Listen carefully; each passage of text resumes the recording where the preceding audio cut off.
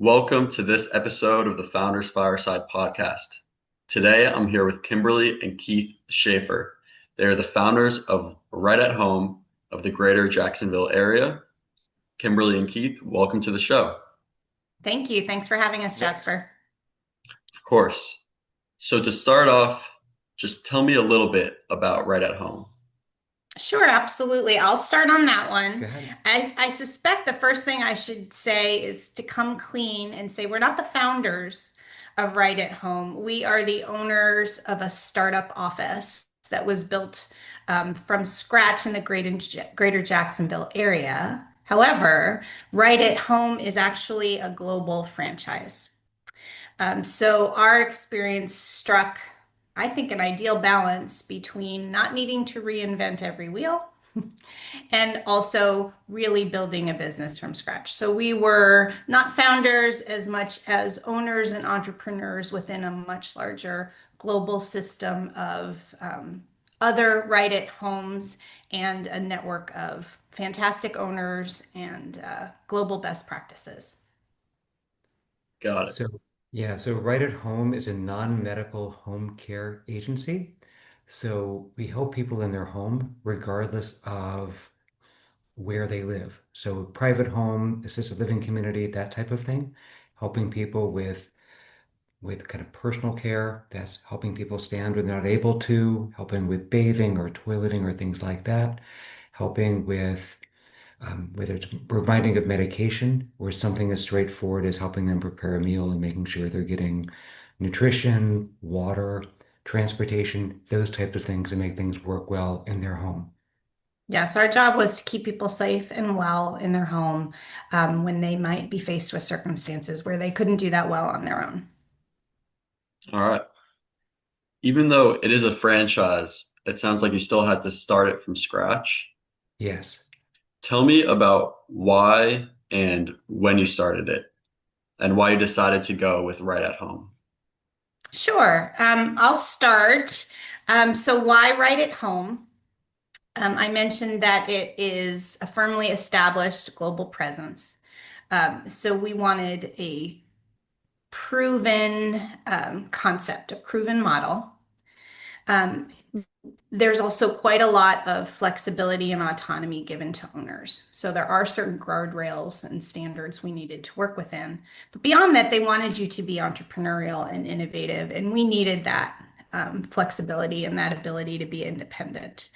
Another reason we chose Right at Home was because its marketing was strong and solid, and it had a certain high standard of professionalism and polish that as a corporate marketer at some of the largest brands in the world for almost 30 years prior to my joining Right at Home, it was very important to me that I choose a company and a brand that was strong and excellent at marketing. I wanted that consistency and high standard based on my prior experience. In terms of why we started the company, I'd like Keith talked about that as well because he has a long history of service in his family, which I think was a big driver of our decision. But for me, being in the corporate world at top companies like Chase in financial services, IBM and Microsoft in technology, I had the amazing opportunity to work with incredibly brilliant people on important products and problems. And yet, as successful as you might have been within those large organizations, it sometimes at least seemed to me you were still a cog in a very large wheel. So the ability to really make decisions that have immediate impact on clients, feel like we were making a difference every day from a social good standpoint, that was something very important to us and was a big driver of deciding to shift from the corporate world to owning a right at home care franchise. So I'll let Keith talk to more about the why because I think his why is especially important. Sure. So I kind of grew up in and out of hospitals, as strange as that sounds. So my family was an Air Force family. So we moved around a lot, as you might expect. And my mom wanted to be employed and realized it's not so easy to get a normal type of job. where you're moving every 2, 3, 4 years. So she became an RN. There's always demand for nursing. So she would work in the hospital, that type of thing. And as a kid of an RN, you often are there with her, seeing what's going on. And I actually worked in during the summers when I was in college at a hospital, doing, non-medical things for the hospital, but certainly I was in that presence. So being in the Air Force, my family has always been about doing well by doing good, and we really wanted to carry that forth.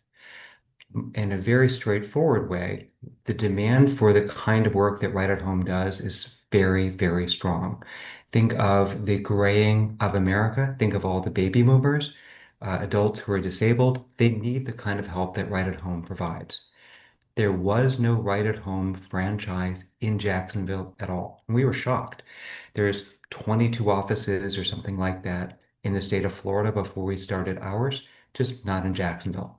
So we wanted to bring that power and our innovation and the way that we wanted to do it to Jacksonville and, to really good effect. Okay. I like that you started it with a real purpose of wanting to provide help to these people. When you did decide to go with Right at Home and you started, tell me about recruiting. It was it was constant. All the time. Um, Yeah. One thing you quickly learn in this particular business, I think it's true largely in most businesses, but it is absolutely essential to always be recruiting, always be hiring, and always be serving or marketing to current and prospective families. So those two engines were always running. We were always hiring caregivers. Every weekday, we were recruiting caregivers to serve the families we wanted to serve. And every week, we were hiring caregivers. It was a constant, it was just a constant need to support our growth. We can't grow if we don't have the caregivers we need to serve the families we want to serve. And so more was more when it came to recruitment, and it was absolutely essential. We started with 0 caregivers and an office staff of 2. When we started, when we sold our business, we had about 100 caregivers and about 5 or 6 Yeah. office staff members. Wow. Okay. So how did you find the caregivers? Was it just job listings on Indeed or reaching out to them? How'd you find the right people? Yes, to all. Yes, and more. We would try anything and everything. A couple of things that we found most effective were to do text-based outreach to caregivers based on certain lists that we would have access to. Caregivers, good caregivers in the state of Florida have to be licensed with the state, and a caregiver for a home health agency such as ours had to be background checked and screened. So there are certain they're known professionals. So we would market to them, and we found that text-based marketing was highly effective. We also found that referrals from one caregiver to another were highly effective because it is a fairly close-knit, interrelated community. Caregivers would see another caregiver in action if they were working at a particular assisted living community, or they would see someone in action on as part of a care team where maybe they served a person. Well, caregiver A would serve someone during the day, and caregiver B would serve them overnight, and they would meet each other and collaborate during those shift changes, for example. So they did absolutely get to know each other and to some extent work together. So word of mouth referrals were very important to us as well. Yeah, I think part of our challenge was we were very, very focused on the quality of the caregiver that we had, which meant not only the technical skills to do the things they need to do safely, but also just to have a certain amount of bedside manner, if you will, because you're in people's homes, right? And you need to be able to connect with the person that you're serving and really have that really friendly environment so that they're welcome into that home. So we want that call. Hey, caregiver Samantha was amazing. Please send her back. That's the kind of thing that we want to see. And we saw a lot of people come into our office and interview who might have had the technical skills, but they weren't the right fit for our company. Okay, makes sense. So when you found the right people to join you and they started taking care of people in their homes, how much did you have to do on the performance management side of things? That was pretty frequent and ongoing as well. Um, we were blessed with a fair amount of feedback opportunities. Our clients would provide feedback. Our clients' families would provide feedback.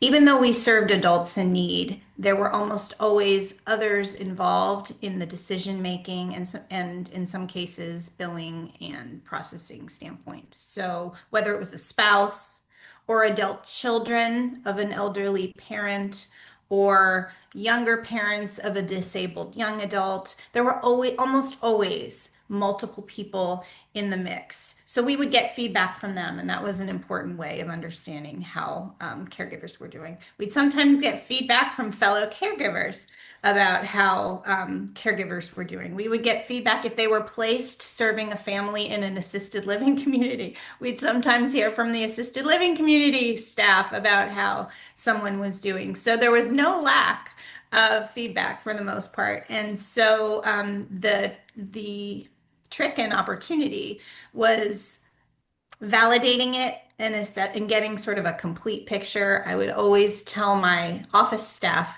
there's always more facets and more sides to every story that we might hear, good or constructive. There was always more to the story. So we would do a lot of sort of detective work and fact finding to get a complete picture about how someone was doing. Fortunately, we had lots of sources of information, and we would distill that feedback and give it to caregivers on an ongoing basis. That was very important for our service quality expectations and standards, but it also helped us understand what is the best fit? What caregiver belongs with which cases? No matter how good a caregiver is, they were never right for every case. Full stop. No one caregiver is right for every client. And so the process of matching and assessing that feedback was ongoing and really an essential part of our process. And it turned out a very strong ingredient in our success because we were very good at that. Right. I mean, when we would bring on a new client, we would have a member of the office team, often Kimberly or me or one of our office managers, would actually meet with the family, meet with the client, really understand who the people that we were going to be serving were.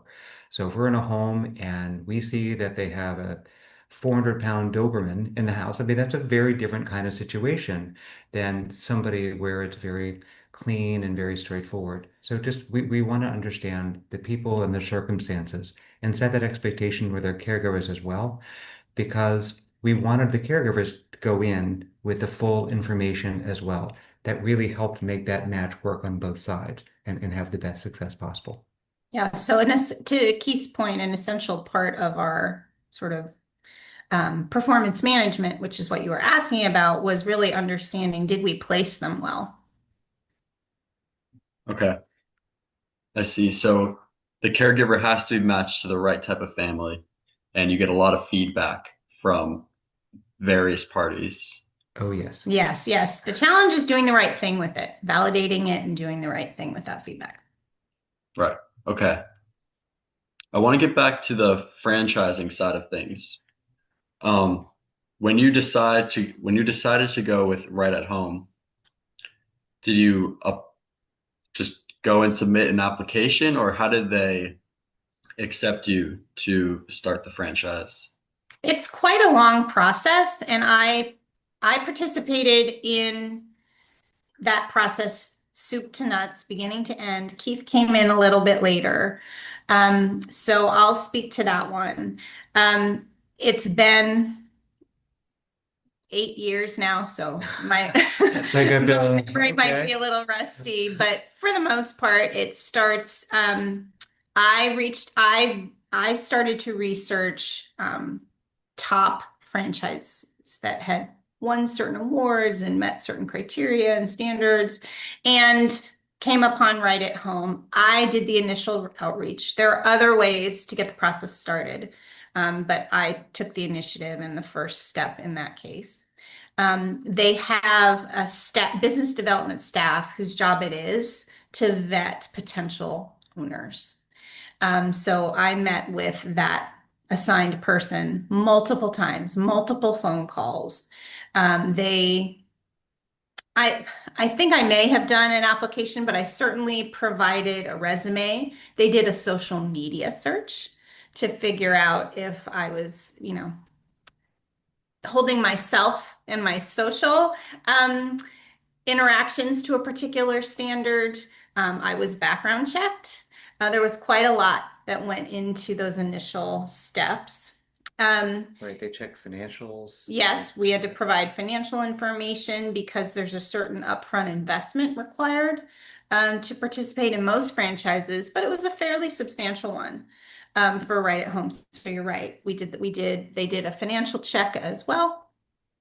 So multiple interviews, multiple conversations, plenty of information about us as individuals. Then there is something called a Discovery Day, where I traveled to their home office in Omaha and spent the day in different meetings with executives from around the different functional areas of the corporate office. It was something of a training as well. And then there's something called due diligence, where you are required to speak with a certain number of existing owners so that you can really understand what life is like as an owner. And in home care in particular, it's an incredibly demanding business. It is not for the faint of heart. It is truly a 24/7 operation. And especially when your business is smaller and younger, the buck stops with you. It's all about the owners. We would hear from these owners, you will get phone calls at 3 a.m. Your holidays will be your busiest times of all, not your least busy times of all. Are you ready for that? And they were, in fact, absolutely right and accurate. And I think it's very smart for any franchise to require that of potential franchisees because you really do need to know what you're getting into. It's to everyone's benefit to go in eyes wide open and ready. Keith and I are incredibly hard workers. We are no stranger to being busy and to hard work. And so that didn't daunt us and stop us from participating. But it was a really important part of the process. You were required to meet with at least, I think it was 3 or 4 owners. I met with 14 because I wanted to understand different aspects of the business. And it seemed if I wanted to know what the Florida market was like, I needed to talk to a Florida owner. If I wanted to talk about the marketing aspects, well, I wanted to talk about whoever the best marketer was in the system, regardless of where they were geographically. So I ended up making quite a lot of due diligence calls, and I found them very valuable.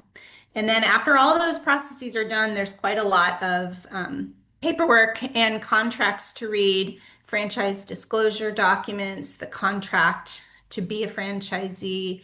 And we worked with a franchise specialist attorney's office to review those documents and make sure we didn't know what we didn't know, so we wanted to make sure we were making our decisions in an informed way and as wisely as possible. So it was quite a process.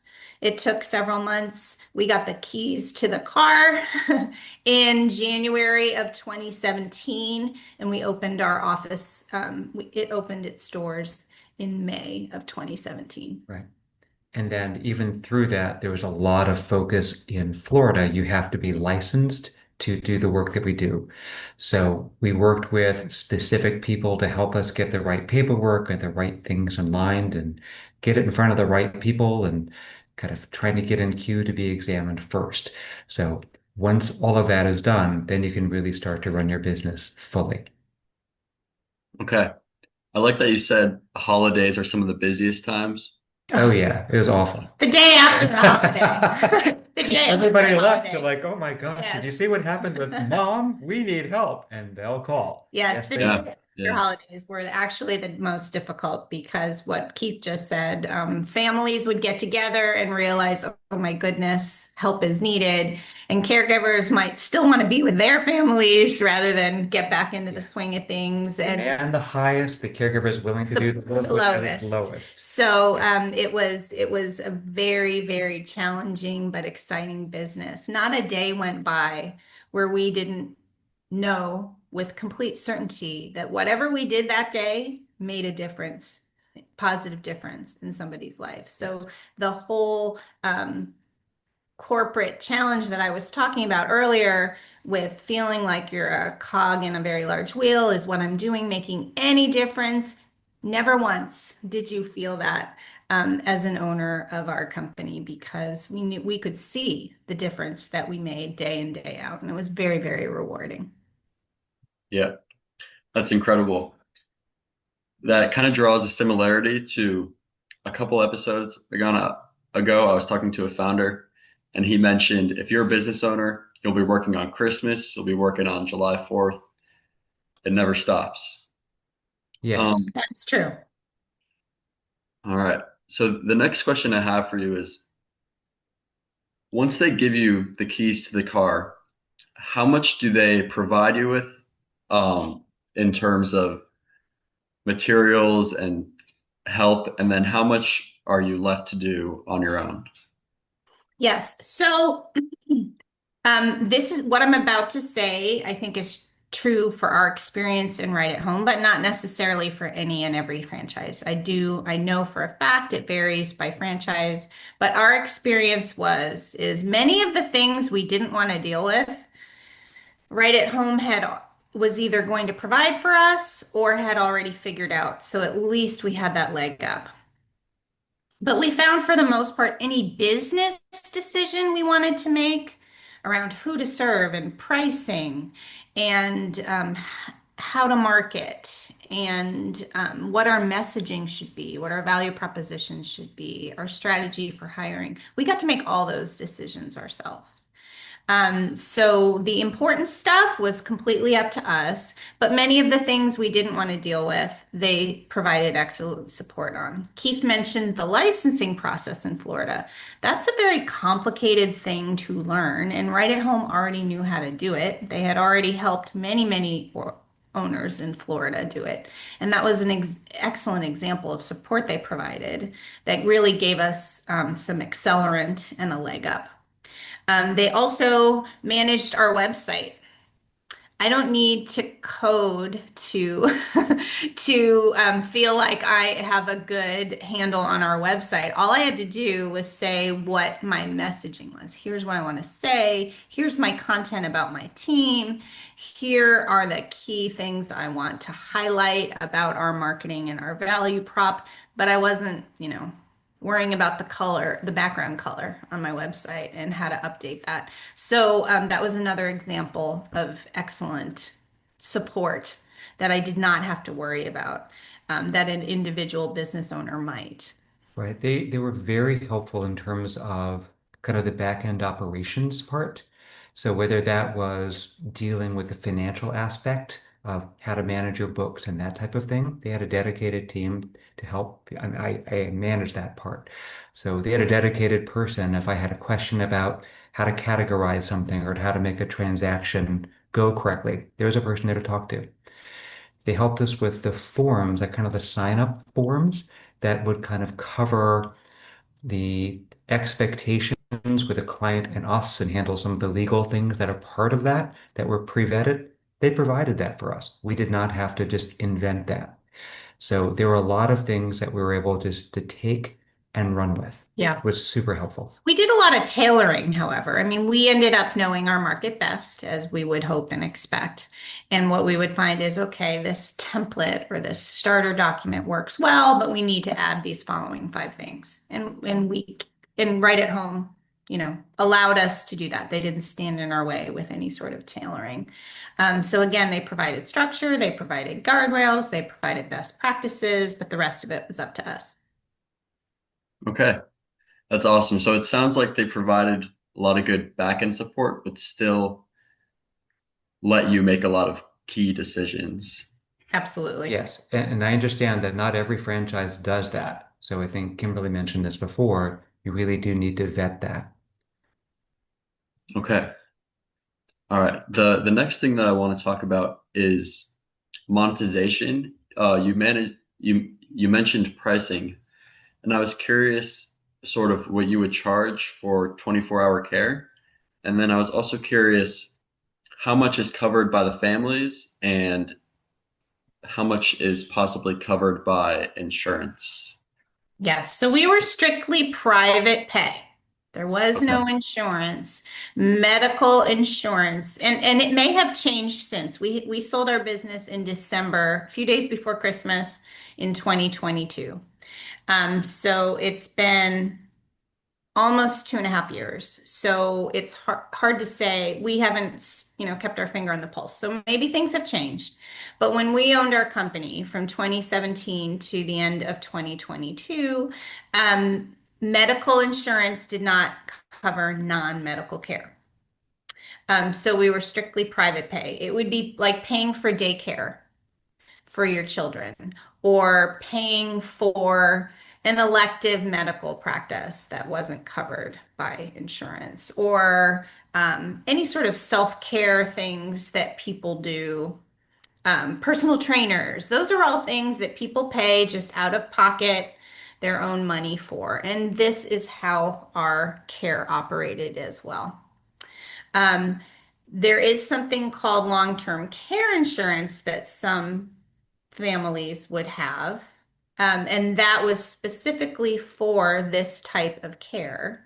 But we would make our records and our receipts available to families, and they would apply for any reimbursement. We didn't process any sort of insurance steps, forms, claims. And we really believed in that fully because it allowed us to focus on care. Our business was care, not paperwork processing or insurance management. So we were strictly private pay, and that served us very well. The one exception to that was we were a VA um, patient provider, and Keith spearheaded that, so he can certainly talk to that a little bit. Simply because I was in a military family, and that was just a decision that we wanted to serve that community that had that need. And the VA is something that we dealt with. So that was like an extra job to have to kind of deal with the VA. Like kind of whenever you're dealing with insurance or the government or anything else, it is a very onerous type of thing to do. Or it can be. Yeah, so we try to be very specific, and ultimately that served us really well because our efforts are focused on care. We won kind of the quality awards and that kind of thing for care in our market year after year after year after year. Like we just, yeah, we shone very, very well in terms of what our clients thought of the work that we did for them. And we think that certainly was our intent and our focus on customer service, but it was also that we didn't sort of dilute our time and focus by focusing on things like insurance processing. Right. You had Okay. asked about cost for 24/7 care. So the way that we did it is, in general, what we did is we charge per hour for care, and we would do it to the exact minute. Like so, it was fair to the caregiver, it was fair to the family. We had an electronic system that when a person arrived at the house, one of our caregivers, they would clock in to say, "I'm here to serve Mrs. Smith." And when they left, they would clock out and give notes and things based on their service. So we would do it as a team approach. We always wanted to have our caregivers active, awake, ready to help, whether that was 3 in the morning or 3 in the afternoon, because somebody might need help regardless. Right. Yes. So the care could add up very quickly, the cost of care for 24/7 service. However, for most people, that is true. It is fairly emergency or end of life kind of care. It is fairly rare that someone requires 24/7 care.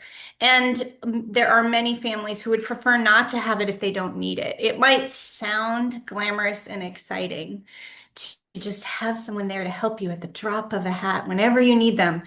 The fact is, though, the flip side is most people are independent and want to be as independent as possible and don't necessarily want someone in their home every single minute. So we absolutely provided excellent 24/7 continuous care, but it was something done very intentionally and in specific purposes, and people tended not to overbuy or over purchase care. It was really in very specific situations where that kind of care was needed. And so it was expensive care, or it was a significant investment, but it wasn't something that the most families tended to do for a very long period of time. Yeah, it was more often that we would partner with family members. So if you had a senior who needed some assistance, sometimes it would be a family member in the afternoon, and then caregiver might be there in the evening when people needed to do events with their children or that type of thing, and then family could help overnight. So every schedule and every circumstance was different, and we were just flexible to make sure that the care happened when needed. Okay. I like that you mentioned it's all about the care and just providing the best care possible. The last thing that I wanted to ask you about before getting to the question from our last guest is the exit. So, how did you go around? How did you go about finding the right buyer, and what did they need you to provide? Yes, so I'll take that one, and it's important that we honor all sorts of confidentiality and privacy things associated with the sale. So hopefully, suffice it to say, we took our decision to sell very seriously. It is very hard to build something from scratch and then ponder letting it go, especially when it was very successful and something we had truly given our heart and soul to. Um, that said, I want to impress upon your audience, Jesper, that it is really important to think about succession planning and what and exit strategy and what's next. You really can only do it justice if you have been very planful and intentional about it. It shouldn't be a snap decision. It isn't something that tends to happen immediately or quickly. If it does, probably something has gone wrong, frankly. So I would encourage your audience to think about succession planning and exit strategy sooner rather than later, before you need to, almost certainly. So we started thinking about our succession planning when and this may seem counterintuitive, but we were at the top of our game. We had blown away all of our sales targets and growth targets for ourselves. We had more than 120 glowing reviews online about our care. We were doing great. So it might seem strange that we were starting to think about what we're going to do, how long we're going to keep the business, and should we exit the business. But in fact, I would offer that that's the best time to do it. Because again, you want to make that determination for the right reasons. And the best time to do that, the right reasons tend to make themselves most apparent when things are well. And we were Yeah. doing very, very well. And in fact, when we decided, we had to face the decision. So, do we want to? And for us, there were two paths. One was to keep the business for the very long term and hire, instead of being very hands-on owners as we were, we could sort of put executive leadership in place who would run it day to day, and we would become more Yeah. step away from the business and become more truly oversight as opposed to hands-on ownership and leadership. That was one path. And then the other path was to find the right buyer to buy our business that we felt would serve our clients well and our employees well, and we, put our baby in the right hands. And we decided to find the right buyer. We felt that if we had put that executive leadership team in place, we just felt the nature of the business, the nature of home care is it's really hard to be a removed owner. At least hard for us as people who really care about serving people extremely well. And that was a challenge for us Yes, because we were very, very focused on our things well. yes, So yes. we just knew that about ourselves. Yes. So it was very personal choice as well, to your point, Keith.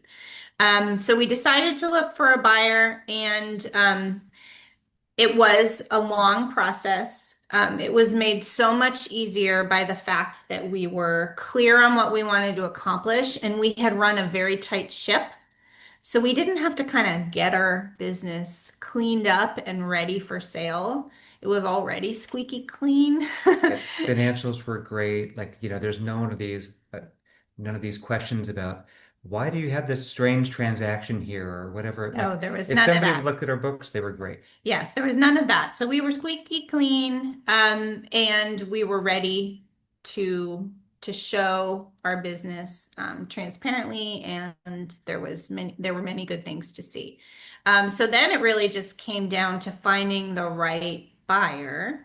And we found the right buyer in an existing right-at-home owner in Florida. So that person already knew what it was like to work in Florida, what it was like to run a right-at-home and work with corporate, what it was to deal with the licensing requirements of a Florida home health agency. All of those things were completely known to that owner, and we knew that owner to be very successful with his existing right-at-home businesses. They were in a very different part of Florida. They were in South Florida. We are in Northeast Florida, but all of the basics were strengths. They were known quantities, known entities, and he was very good in all of those things.